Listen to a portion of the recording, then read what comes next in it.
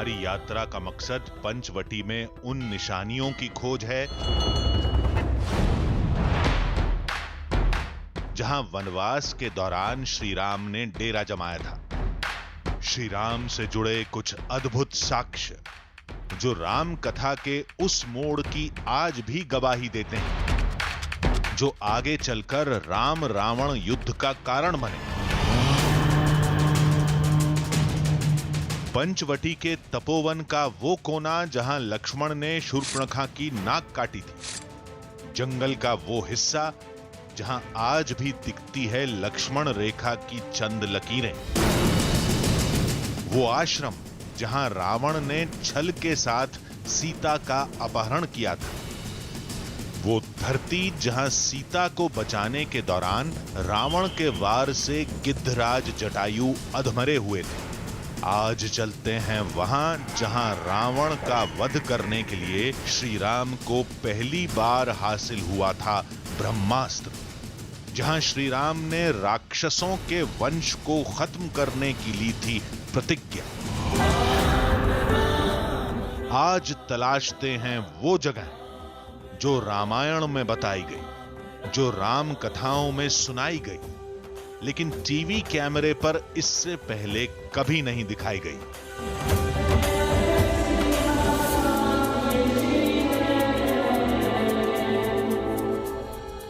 आधी हकीकत आधा फसाना। वाल्मीकि रामायण में सबसे ज्यादा श्री राम के वनवास का जिक्र है। श्री राम, लक्ष्मण और सीता ने वनवास के 14 साल चित्रकूट से लेकर लंका तक काटे थे, जिसमें सबसे अहम मोड़ आया था पंचवटी में। पंचवटी ही वो जगह है जहां श्री राम ने अपने शौर्य से हजारों राक्षसों का वध किया था। पंचवटी में ही लक्ष्मण ने शूर्पणखा की नाक काटी थी और पंचवटी के वन में ही सीता जी का हरण हुआ था। यानी जिन घटनाओं से राम और रावण के युद्ध की नींव पड़ी, वो सब पंचवटी में हुई थी। पंचवटी में जहां प्रभु श्री राम के चरण पड़े थे, वहां आज भी कई अद्भुत निशानियां मौजूद हैं। कल की पंचवटी आज महाराष्ट्र के नासिक में पड़ती है, जहां आज भी राम कथा से जुड़ी निशानियों को देखकर कुछ लोग आस्था के साथ सिर झुकाते हैं तो कुछ हैरत में पड़ जाते हैं। श्री राम जय जय राम।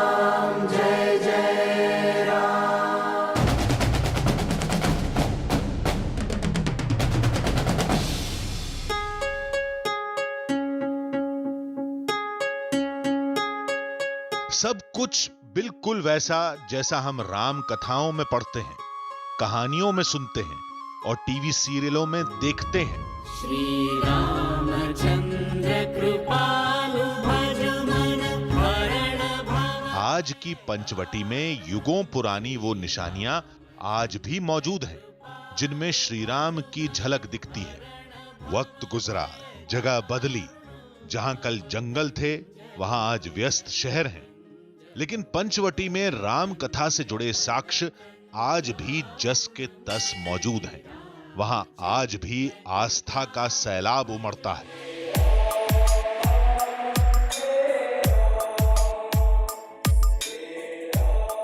रामायण में लिखा है कि भगवान राम वनवास के लिए पहले अयोध्या से प्रयाग गए, फिर चित्रकूट और दंडकारण्य होते हुए पंचवटी पहुंचे थे।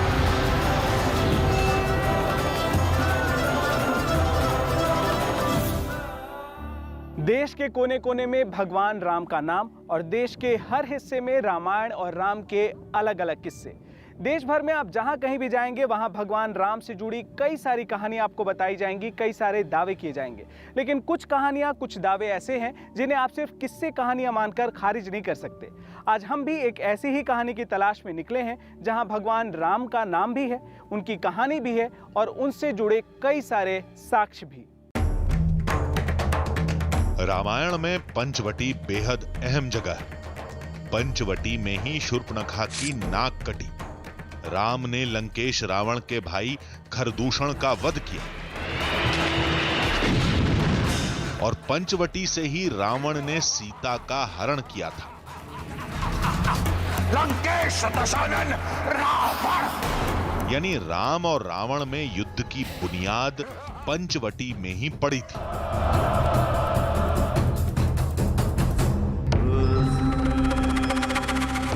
दावा है कि पंचवटी में इन सारी पौराणिक घटनाओं से जुड़े सारे सबूत आज भी देखे जा सकते हैं। त्रेता काल की पंचवटी आज नासिक और नागपुर के इलाकों में फैली हुई है, जहां श्री राम यात्रा की निशानियों की खोज हम उसी जगह से शुरू करेंगे जहां से कभी प्रभु राम ने शुरुआत की थी, यानी रामटेक से।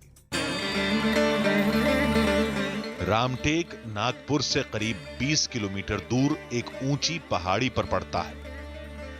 कहते हैं पंचवटी जाते वक्त राम, सीता और लक्ष्मण ने यहां कुछ दिन आराम किया था, जिसके बाद से इस जगह को रामटेक कहा जाने लगा। महाराष्ट्र में भगवान राम की कहानी की शुरुआत होती है रामटेक से। रामटेक यानी वो जगह जहां दंडकारण्य के जंगल से भगवान राम महाराष्ट्र की तरफ आए, जिसके बाद वो गए राम किला और फिर पहुंचे नासिक के पंचवटी। यहाँ पर जितने भी निशान रामटेक में भगवान राम के मिलते हैं, माना जाता है कि वो सारे निशान त्रेता युग के हैं, त्रेता काल के हैं। रामटेक को रामायण में चंद लाइनों में ही समेट दिया गया है, लेकिन राम कथा में ये काफी अहम जगह है। कहते हैं त्रेता युग में पंचवटी जाते वक्त श्री राम ने इन्हीं जंगलों में, इन्हीं पहाड़ियों पर वर्षा ऋतु के 4 महीने काटे थे। इस जगह के बारे में पद्म पुराण में विस्तृत तौर पर लिखा है।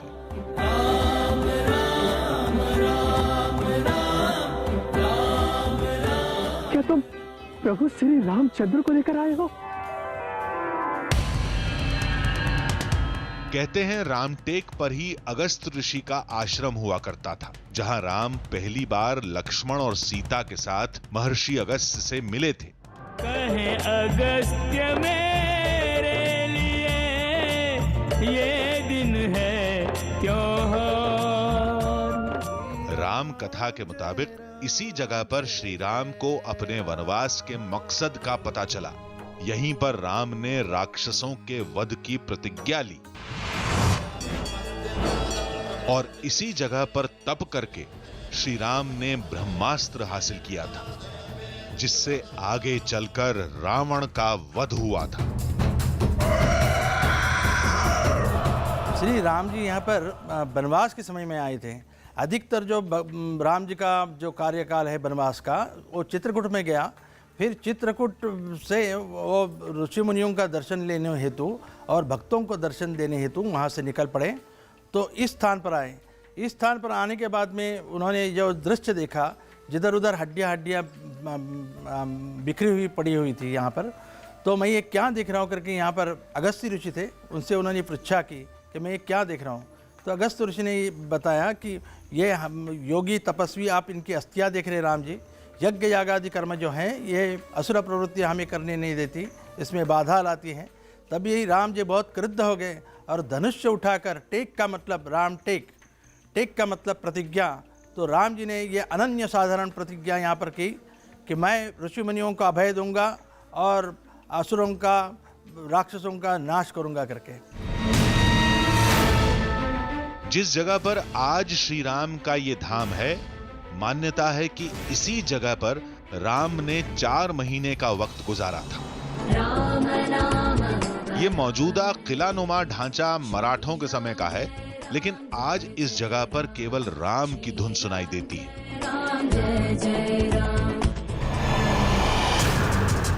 नागपुर के रामटेक से जब हम पंचवटी की तरफ बढ़ते हैं, तो रास्ते में पड़ता है राम सेज किला। कहते हैं जब पंचवटी में श्री राम और राक्षसों में युद्ध गहराता गया, तो राम के सामने सबसे बड़ी समस्या सीता की सुरक्षा को लेकर हो गई थी। तब प्रभु राम ने एक किले का निर्माण किया था। दावा है कि इसी जगह पर श्री राम ने वो किला बनाया था।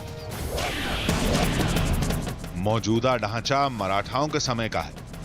मुगलों से जंग के समय शिवाजी ने भी इस किले का इस्तेमाल किया था। आज भी इस जगह पर कई निशानियां मिलती हैं, जिनके तार सीधे राम कथा से जुड़ते हैं।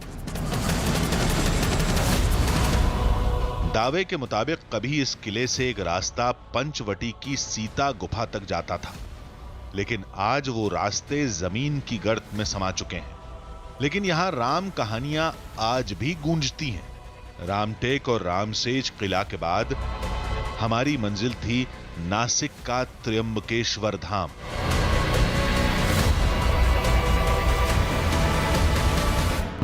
श्री रामचंद्र कृपालु शिव के 12 ज्योतिर्लिंगों में शामिल नासिक के त्र्यंबकेश्वर मंदिर के साथ राम की कहानी भी जुड़ती है। कहते हैं महाराष्ट्र में रामटेक से प्रवेश करने के बाद श्री राम सीधे त्र्यंबकेश्वर पहुंचे थे। लोचन कंज मुख कर कंज पद कंजारुणम श्री रामचंद्र कृपालु भजुमना। पूरी दुनिया में नासिक शहर को जाना जाता है भगवान त्र्यंबकेश्वर की वजह से। भगवान त्र्यंबकेश्वर के इस अद्भुत मंदिर की वजह से बड़ी संख्या में लोग यहाँ इसी वजह से आते हैं। लेकिन इस जगह का गहरा जुड़ाव राम से और रामायण की कहानियों से है, जिसके मुताबिक लंबे समय तक भगवान राम ने माता सीता और अपने भाई लक्ष्मण के साथ नासिक के अलग अलग इलाकों में वनवास का वक्त काटा था। लंबे समय तक यहीं पर रहे थे और जाहिर है जब वो लंबे समय तक यहाँ मौजूद थे तो उनके कई सारे निशान भी आसपास के क्षेत्र में हैं। भगवान राम के सबसे बड़े साक्ष्य के रूप में त्र्यंबकेश्वर मंदिर को भी जाना जाता है। मान्यता यह है कि त्र्यंबकेश्वर मंदिर में खुद भगवान श्री राम ने भगवान त्र्यंबकेश्वर की पूजा की थी, शिव की आराधना की थी और इसके बाद उन्होंने अपना लंबा वक्त पंचवटी में, जो नासिक के आसपास का एरिया है, पंचवटी में वनवास का समय काटा था। त्र्यंबकेश्वर मंदिर का मौजूदा रूप पेशवाओं की देन है। 1725 में इस मंदिर का जीर्णोद्धार किया गया था। तब से लेकर आज तक यहां आस्था का सैलाब उमड़ रहा है। लेकिन महादेव का ये धाम महाकुंभ के लिए भी जाना जाता है। इस वक्त हम जिस जगह पर मौजूद हैं वो है तीर्थराज कुशावर्त, यानी वो जगह जहां पर कुंभ मेले का आयोजन होता है। और अभी जो आप कुंड देख रहे हैं यहीं पर शाही स्नान किया जाता है। ये जो जल है, ये जो इस कुंड का पानी है, इसे इतना पवित्र माना जाता है क्योंकि मान्यता यह है कि इसी जगह पर अमृत मंथन के बाद जिन 4 जगहों पर बूंदें गिरी थी अमृत की, उनमें एक जगह ये थी और इसी वजह से यहाँ पर हर 12 वर्षों के बाद कुंभ मेले का आयोजन किया जाता है। लेकिन हमें तो यहां राम से जुड़ी निशानियों की तलाश थी। लोगों से पूछने पर पता चला कि श्री राम ने इसी जगह पर अपने पिता दशरथ का श्राद्ध किया था। पद्म पुराण में और स्कंद पुराण के सह्याद्री खंड में भी ऐसा इसका भूमि का वर्णन आया है कि जब राम जी वनवास में थे तो उनके पिताजी का देहांत हो गया, तो उनके गुरुजी वशिष्ठ जी वहाँ से आए और यहाँ पर ये द्रविड़ भूमि और नर्मदा के ऊपर के क्षेत्र को आर्यावर्त बोलते थे। तो द्रविड़ योनि पूजक और लिंग पूजक थे और लिंग पूजक पाशुपत नाम का सांप्रदाय का दीक्षा तब राम जी को वशिष्ठ जी ने इधर दिया, क्योंकि श्राद्ध करने के लिए उनको पवित्र भूमि चाहिए थी। तो स्कंद पुराण के अनुसार ये वो भूमि थी जिसका चयन वशिष्ठ जी ने किया था राम जी के हाथ से श्राद्ध कराने के लिए। ऐसा वचन स्कंद पुराण में है कि संहस्य चोद्भवो यत्र गोदावरी नदी। दशरथ के श्राद्ध का दावा बिहार के गया और उत्तर प्रदेश के चित्रकूट में भी किया जाता है, लेकिन त्र्यंबकेश्वर को लेकर मान्यता सबसे ज्यादा है। यही वजह है कि आज त्र्यंबकेश्वर धाम श्राद्ध का सबसे बड़ा तीर्थ बन चुका है और यहीं से वनवास के अहम पड़ाव से जुड़ी निशानियों की शुरुआत होती है। नासिक दंडकारण्य माना जाता है। दंडकारण्य का ये विभाग गौतमाश्रम है, वैसे वो रामाश्रम है। तो जहाँ पर जिक्र मतलब उसका उल्लेख जहाँ पर रामायण में आता है, गोवर्धन, पंचवटी, ऐसे कुछ तीर्थ है, कुछ जगह है। तो उसमें पंचवटी प्रमुख से आता है। पंचवटिका में उनकी पर्णकुटी सीता गुम्फा है, ये वास्तव्य की पहली निशानी है। जटायु का वध जहाँ पर किया था वहाँ पर एक तीर्थ है, सर्वतीर्थ टाकेद है। अब हमें उस जगह पर जाना था जहां लक्ष्मण ने शूर्पणखा की नाक काटी थी, जहां श्री राम ने खरदूषण का वध किया था और जहां रावण ने कपट करके सीता का हरण किया था। नासिक में राम कथा और उससे जुड़े साक्ष्यों की भरमार है। ये जगह श्री राम के नाम के साथ उनकी आस्था से भी जुड़ी है। लेकिन एक सवाल सबके मन में आता है कि राम कथा तो युगों पुरानी है, फिर उससे जुड़ी निशानियां आज तक कैसे मौजूद हैं? इसको लेकर यह कहा जाता है कि निशानी वाली जगह राम के समय की ही है, बस उन जगहों पर वक्त के साथ निर्माण का काम बदला गया। अब हमारी टीम को उस जगह जाना था जहां रावण ने कपट से सीता का हरण किया था, जहां पर लक्ष्मण ने शूर्पणखा की नाक काटी थी, जहां श्री राम ने खरदूषण का वध किया था।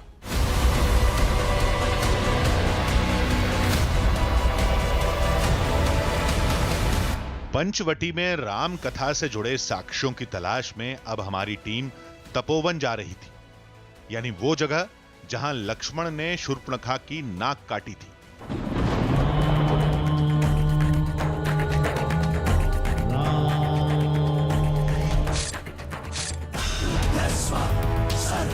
कहते हैं तपोवन की यही वो जगह है जहां युगों पहले लक्ष्मण ने शूर्पणखा की नाक काटी थी, जिस घटना से राम और रावण के युद्ध की नींव पड़ी। कहानी तब शुरू होती है जब लक्ष्मण के सामने शूर्पणखा पहुंची, यानी रावण की बहन पहुंची विवाह का प्रस्ताव लेकर, और लक्ष्मण ने गुस्से में आकर उनकी नाक काट दी। नाक काटने के बाद एक हिस्सा गोदावरी के दूसरी तरफ पड़ा, जिससे शहर का नाम नासिका और बाद में नासिक पड़ा। यानी आज जो आप जिस जगह को देख रहे हैं वहां पर जाहिर प्रतीक के तौर पर बाद में एक मूर्ति बना दी गई है, बाद में एक मंदिर बना दिया गया है, लेकिन यही वो जगह माना जाता है। जो पौराणिक इतिहास की जानकार है वो मानते हैं कि ठीक इसी जगह पर, क्योंकि आसपास जितनी भी जगह हैं एक दूसरे से रिलेटेड हैं, और इसी जगह पर माना जाता है कि लक्ष्मण ने शूर्पणखा की नाक काटी थी, जिसके बाद इस शहर का नाम पड़ा और रामायण की कहानी में एक नया मोड़ आ गया।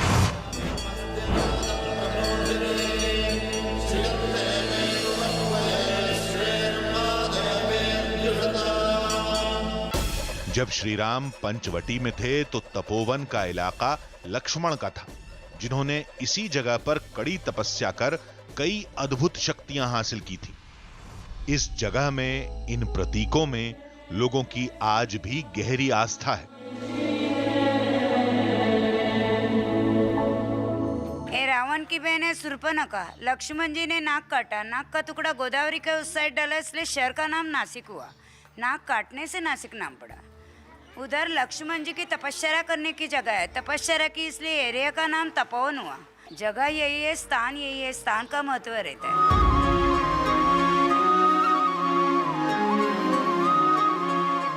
आज इसी जगह पर एक लक्ष्मण मंदिर है, जहां एक अलौकिक प्रतिमा है।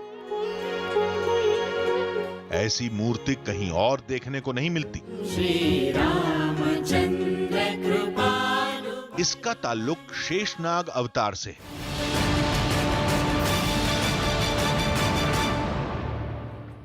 जैसे राम को भगवान विष्णु का अवतार माना जाता है, भगवान विष्णु के अवतार राम जी थे, तो उसी तरह उनके भाई लक्ष्मण भी शेषनाग के, जो विष्णु के शेषनाग हैं, उनके अवतार के तौर पर माने जाते हैं। नासिक में ये जो मंदिर है, ये दुनिया में एकमात्र मंदिर है जहां पर लक्ष्मण को शेषनाग के तौर पर दिखाया गया है, शेषनाग के अवतार के रूप में दिखाया गया है, और वो भी ठीक उसी जगह पर जहां पर तपोवन है, यानी वो जगह जहां लक्ष्मण ने वनवास के दौरान तपस्या की थी, ठीक उसी जगह पर ये मंदिर स्थापित है। और पौराणिक मान्यता ये है कि यहाँ पर उन्होंने अपना शेषनाग का अवतार लिया था। कहते हैं शूर्पणखा पर लक्ष्मण का प्रहार इतना तेज था कि कटी हुई नाक बहुत दूर जाकर गिरी थी, और वो जगह थी कपिला गोदावरी का संगम। वो नदी का किनारा, वो संगम आज भी हूबहू वैसे ही मौजूद हैं जैसा महर्षि वाल्मीकि ने रामायण में लिखा है। श्री रामचंद्र कृपालु भजुमन। कपिला और गोदावरी नदी का संगम और आसपास फैला घना जंगल। रामायण में इस जगह के बारे में जिन जिन चीज़ों का जिक्र किया गया है, आज भी यहाँ पर हूबहू वैसी ही चीज़ें मौजूद हैं। आज भी इस जगह पर जो जो चीज़ें, जो जो ज्योग्राफिकल चीज़ों के बारे में कहा गया था, ठीक वैसी ही चीज़ें, वैसी ही नदियाँ, वैसे ही जंगल का मौजूद होना अपने आप में एक बहुत बड़ा सवाल है, जिसका जवाब किसी के पास नहीं। श्री राम कथा के मुताबिक शूर्पणखा का बदला लेने के लिए रावण ने अपने 2 ताकतवर भाई खर और दूषण को भेजा था, जिनका श्री राम के साथ युद्ध कई दिनों तक चला था।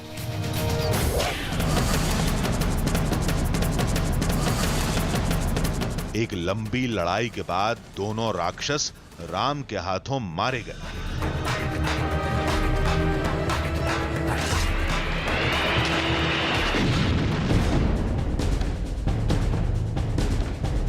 कहते हैं वो युद्ध त्रेता युग में इसी जगह पर हुआ था, क्योंकि इसी जगह पर सीता गुफा है, जहां युद्ध के दौरान सीता जी को सुरक्षित रखा गया था। और इसी जगह पर वो 5 वटवृक्ष भी हैं, जिनकी वजह से जगह का नाम पंचवटी पड़ा। जब लक्ष्मण जी ने शूर्पणखा का नाक काटा, तब उसके भाई शूर्पणखा के भाई खर और दूषण यहाँ 14,000 राक्षस लेके युद्ध करने के लिए आए थे। तब माता जी को प्रभु रामचंद्र जी ने यहाँ सुरक्षित रखा था। पहाड़ी कंदरों के अंदर रखने के कारण इसे गुफा नाम दिया गया है, सीता गुफा कहा जाता है इसे। और इससे बाहरी जो 5 बरगद के पेड़ है, इसे वट वृक्ष कहते हैं, इसलिए इस जगह का नाम है पंचवटी। ये जगह पंचवटी के बिल्कुल बीच में है और काफी अनोखी है। एक जगह पर ही 5 वटवृक्ष हैं, और वो भी सीता गुफा के ठीक सामने। बिल्कुल वैसी ही तस्वीर जैसी रामायण में बताई गई है। पंचवटी जिस जगह पर नासिक में मौजूद है, वहां पर आज भी 5 वट के पेड़ हैं, जिसकी वजह से इसका नाम पंचवटी पड़ा। मेरे ठीक पीछे पेड़ का नंबर आप देख लीजिए। 1 नंबर पेड़, उसके सामने दूसरा, तीसरा, चौथा और 5वां, यानी 5 पेड़ जिससे पंचवटी का नाम पड़ता है, वो इसी जगह पर मौजूद है।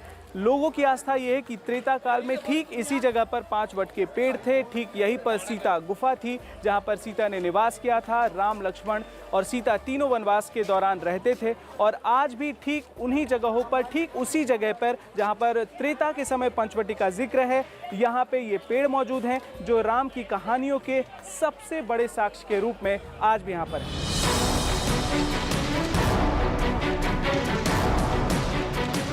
इससे भी ज्यादा अद्भुत है सीता गुफा। कहते हैं प्राचीन काल में यहां पर पहाड़ और गुफा थे, जिसमें सीता को राक्षसों से बचाने के लिए सुरक्षित रखा गया था। इसका बाहरी रूप आज के हिसाब से हो गया है, लेकिन अंदर आज भी हर पत्थर राम कहानी को बयां करता है।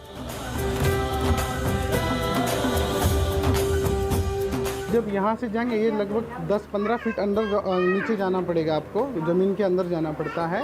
और वहाँ पे जाएंगे तो प्रभु राम, लक्ष्मण, सीता जी की मूर्तियाँ हैं। आगे जाएंगे तो कच्छप भगवान है, और उसके आगे पातालेश्वर भगवान जी की शिवलिंग है वहाँ, जहाँ ऐसा माना जाता है कि सीता माता वहाँ पूजा करती थी।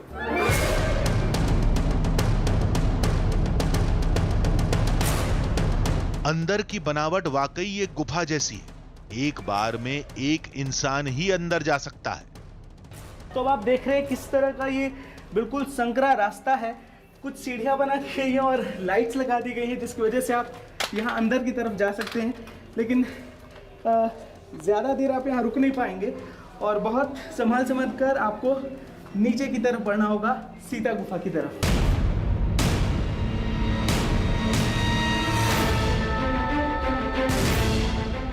रेंगते हुए थोड़ा और अंदर जाने पर राम, लक्ष्मण और सीता की एक अद्भुत प्रतिमा दिखती है।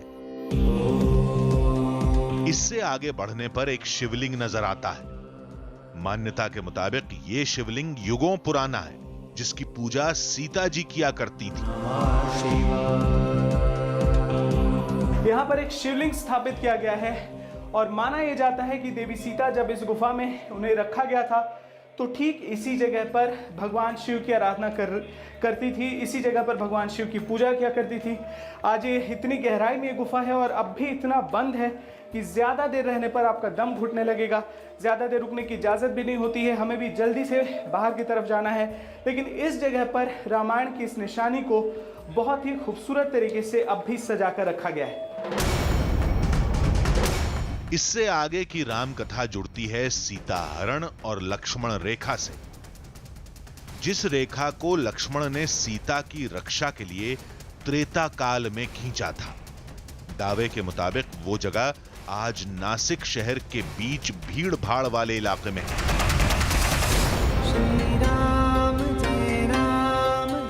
मंदिर के अंदर राम, सीता और लक्ष्मण की मूर्ति है। प्रतीक के तौर पर एक लक्ष्मण रेखा भी खींची गई है।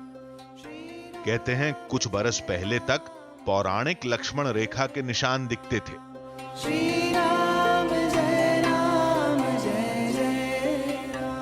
वस्तुतः यह मंदिर कई बार जीर्णोद्धार हो चुका और अभी विगत कुंभ में यह काफ़ी गिर गया था और गिरने से वो लक्ष्मण रेखा जो रोड लेवल पे थी वह बिल्डिंग के नीचे दब गई। लेकिन उसको सुरक्षित रखने के लिए हमारे धर्माचार्यों ने एक ऐसी व्यवस्था की कि इसको एक कवर में रखा जाए जिससे वो खराब न हो। पहले यहां से एक गुफा नीचे की तरफ जाती थी। लोगों को वो रेखा दिखती भी थी, लेकिन अब वो रास्ता जमीन में समा चुका है। अब तो केवल प्रतीक के तौर पर ये लक्ष्मण रेखा ही देखने को मिलती है। आज जिस जगह पर लक्ष्मण रेखा मंदिर मौजूद है वहां पर प्रतीक के तौर पर यह निशान बनाया गया है। इस तरह से एक निशान बनाकर बताया गया है कि ऐसी वो रेखा रही होगी, ऐसी वो जगह रही होगी जहां पर देवी सीता अंदर की तरफ थी। लेकिन बात सिर्फ इतनी सी नहीं है। जहां पर ये मंदिर है उसके ठीक नीचे वास्तविक तौर पर जो लक्ष्मण रेखा के निशान थे वो अब भी मौजूद हैं। लेकिन कुंभ के दौरान और कई बार मंदिर जो बार बार बनाया गया, इसका जीर्णोद्धार किया गया है, उसके बाद जो ये निशान नीचे की तरफ थे उन्हें सुरक्षित रखने के लिए ऊपर की तरफ ये मार्बल डाल दिया गया। इस तरह से ये निशान बना दिया गया है। प्रतीक के तौर पर लक्ष्मण रेखा चिन्ह के निशान बना दिए गए हैं। इसीलिए हम उसको नहीं देख पाएंगे जो वास्तविक लक्ष्मण रेखा नीचे की तरफ है। लेकिन आज जो जगह है, जिस जगह पर हम मौजूद हैं, मान्यता यह है कि ठीक इसी जगह पर देवी सीता को सुरक्षित रखने के लिए लक्ष्मण ने रेखा खींची थी और आज यहां पर यह मंदिर उसी के निशान के तौर पर मौजूद है। इस जगह से जुड़ी लोगों की आस्था यही कहती है कि लक्ष्मण रेखा यहीं खींची गई थी और इसी जगह से सीता का हरण किया गया था। लक्ष्मण रेखा मंदिर के पास ही वो जगह है जहां से रावण ने सीता का हरण किया था। ये वो जगह है जहां पर देवी सीता का हरण किया गया था और आज भी इस जगह को देवी सीता हरण मंदिर के नाम से जाना जाता है। इसी मंदिर के पास जो पीछे लक्ष्मण रेखा मंदिर है वहां से देवी सीता आई थी और यहीं पर रावण साधु का भेष धर कर आया था जहां पर उसने भिक्षा मांगी थी। और इस पूरी कहानी को दर्शाने के लिए यहाँ पर आप देखेंगे कि रावण की भी एक मूर्ति रखी गई है। रावण यहाँ पर दशानन के रूप में नहीं बल्कि एक साधु के रूप में है, क्योंकि इसी रूप में त्रेता काल में वो इस जगह पर आया। यहाँ पर देवी सीता से उसने भिक्षा मांगी। देवी सीता भिक्षा देने के लिए लक्ष्मण रेखा को पार करके बाहर आ गई, ठीक इसी जगह पर आ गई और उसके बाद उनका हरण किया गया। मंदिर के अंदर माता सीता की एक भिक्षा देने की अवस्था में एक प्रतिमा है, जिसकी वजह से लोग इस जगह को हरण की कहानी से जोड़कर देखते हैं। लेकिन इससे भी बड़े सबूत अभी बाकी थे, जिसके बाद ही रामायण का पंचवटी अध्याय समाप्त माना जाता है। रामायण का पंचवटी अध्याय जटायु की मौत से खत्म होता है।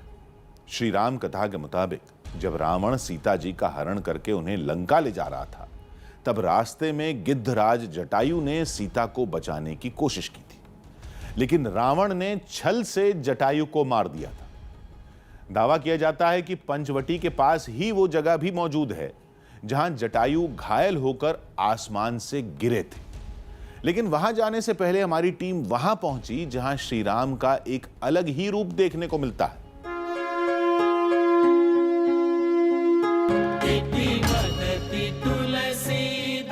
नासिक में गोदावरी नदी के तट पर एक बहुत बड़ा धाम है, श्री कालाराम मंदिर। कहते हैं पंचवटी में वनवास के दौरान श्री राम ने सीता और लक्ष्मण के साथ एक लंबा समय यहां बिताया था। श्री रामचंद्र कृपालु भजुमना। भगवान राम जी यहाँ वनवास में जब आए थे तो यहाँ भगवान राम जी 24 से लेकर 25 महीने तक यहाँ रुके थे, ऐसा रामायण में कहा गया है। तो 24 महीने 25 महीने का जो काल है सब राम जी ने यहाँ व्यतीत किया था। वहाँ राम जी भगवान हर रोज स्नान करने के लिए नदी किनारे गोदावरी नदी में जाते थे, रामकुंड में स्नान करते थे और बाद में यहाँ आके अपना नित्य उपासना, ध्यान धारणा, भगवान शिव जी की आराधना यहाँ करते थे और यही रुके थे। इसलिए इस जगह को पवित्र माना जाता है। और उस जमाने से लेकर राम जी जब यहाँ से चले गए, उस जमाने से लेकर आज तक यहाँ राम की उपासना होती है। मंदिर का मौजूदा ढांचा 1790 का है। इससे पहले ये लकड़ी का था, लेकिन यहाँ की प्रतिमा काफी अनोखी है।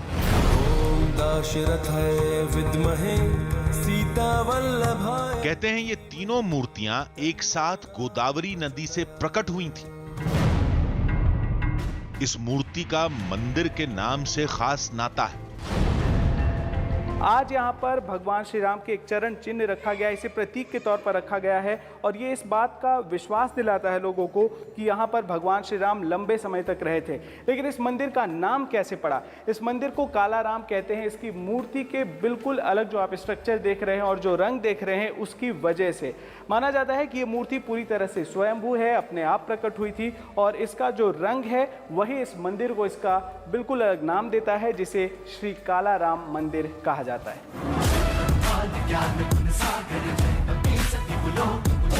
गर्भगृह के ठीक सामने ही एक हनुमान मंदिर है। इन दोनों मंदिरों की स्थिति किसी को भी हैरत में डाल देती है, जो राम और राम भक्त हनुमान के गहरे रिश्ते को भी बयां करती है।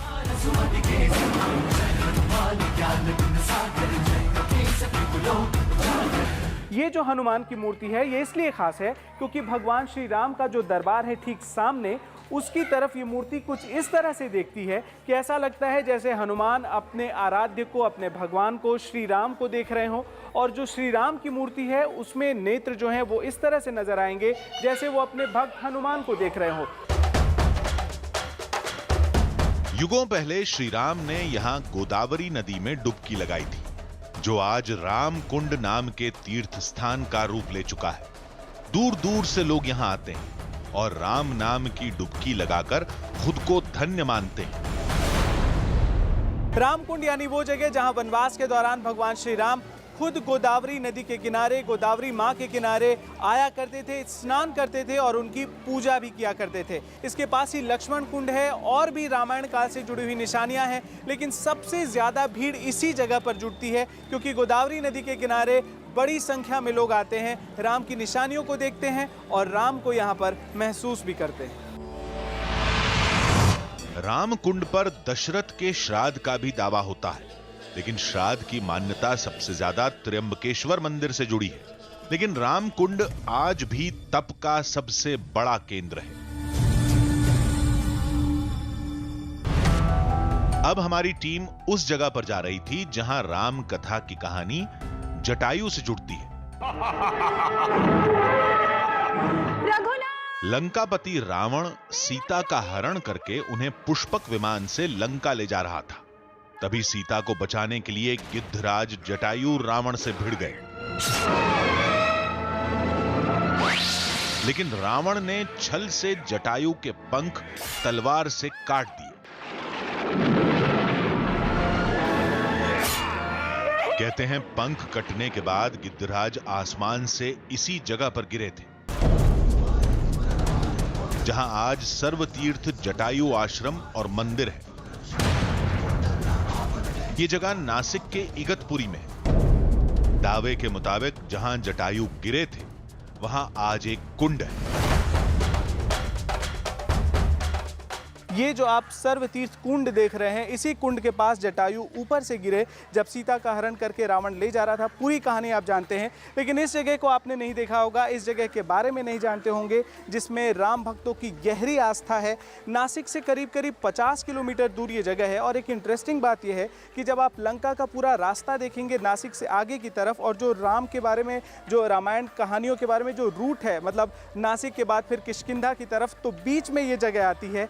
बीच में ये जगह सर्वतीर्थ टाकेज जिसे कहते हैं वो है। राम कहानी और आज के भौगोलिक नक्शे में कई तालमेल है। यही वजह है कि इस जगह में लोगों की गहरी आस्था है। ये जगह रामायण के उस अहम मोड़ की गवाह है जहां श्री राम को पहली बार सीता का पता चला था। ये जब घायल अवस्था में हो गए तो भगवान राम यहाँ से निकले, सीता माता को ढूंढते हुए पूछे, भाई ऐसे कौन आपके साथ में किया? ये बोले, मेरे साथ में ऐसा रावण किया और सीता माता को दक्षिण दिशा की ओर लेके गया। तो बोले, आपको क्या चाहिए? बोले, मेरे को कुछ चाहिए नहीं, क्योंकि मोक्ष चाहिए, क्योंकि मेरे को मांसाहारी रहते हुए भी अगर भगवान साक्षात मिल गए तो मेरा ये सौभाग्य होगा कि मैं उनके गोद में मर जाऊं, लेकिन जाने के पहले मेरे को सभी तीर्थों को जल्दी दीजिए। माना जाता है कि मंदिर के पीछे इसी जगह पर श्री राम ने बाण चलाकर जमीन से पानी निकाला था, जिसे पीने के बाद गिद्धराज जटायु ने राम की गोद में दम तोड़ दिया था। यहां से निकली धारा आज एक बड़े कुंड में तब्दील हो चुकी है। कहानी के मुताबिक ठीक इसी जगह पर जहां आज ये जटायु मंदिर मौजूद है, जहां जटायु समाधि मंदिर मौजूद है, उसी जगह पर राम ने पूरे विधि विधान से जटायु का अंतिम संस्कार किया और इसके बाद ही वो आगे की तरफ, सीता की खोज में आगे की तरफ किष्किंधा की तरफ बढ़े। सीता की तलाश में वनों में भटकने वाले राम को जटायु ने यही रास्ता दिखाया और इसी जगह से राम ने लंका के लिए कूच किया, जहां रास्ते में किष्किंधा में उनकी मुलाकात अपने परम भक्त महाबली हनुमान से हुई। जटायु तीर्थ स्थान से ही राम कथा का पंचवटी अध्याय खत्म माना जाता है।